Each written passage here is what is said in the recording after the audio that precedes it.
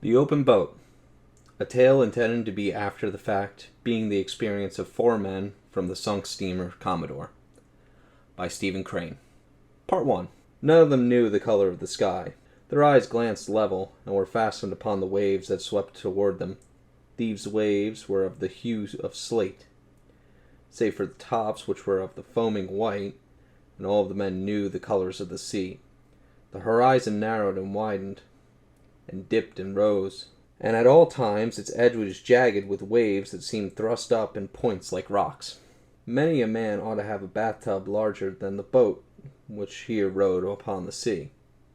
These waves were most wrongfully and barbarously abrupt and tall, and each froth top was a problem in small boat navigation.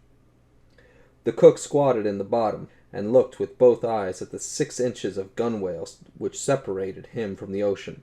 His sleeves were rolled up over his fat forearms, and the 2 flaps of his unbuttoned vest dangled as he bent to bail out the boat. Often he said, "God!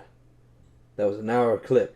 As he remarked it, he invariably gazed eastward over the broken sea. The oiler, steering with one of the 2 oars in the boat, sometimes raised himself suddenly to keep clear of water that swirled in over the stern. It was a thin little oar, and it seemed often ready to snap.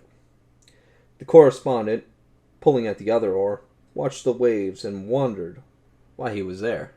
The injured captain, laying in the bow, was at the time buried in the profound dejection and indifference which comes, temporarily at least, to even the bravest and most enduring when, willy-nilly, the firm fails, the army loses, the ship goes down.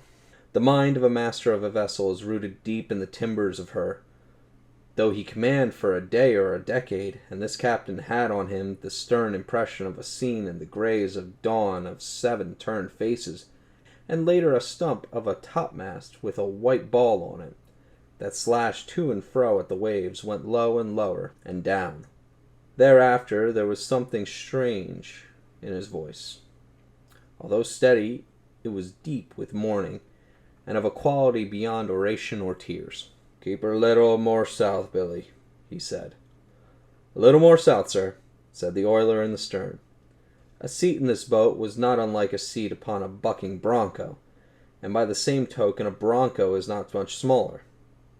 The craft pranced and reared and plunged like an animal.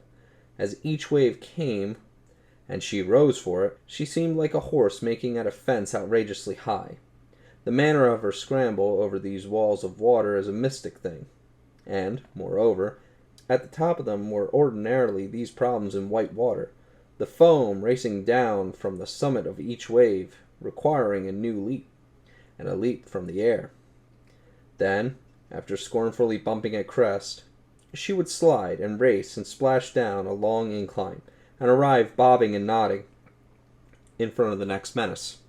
A singular disadvantage of the sea lies in the fact that after successfully surmounting one wave, you discover that there is another behind it just as important and just as nervously anxious to do something effective in the way of swamping boats.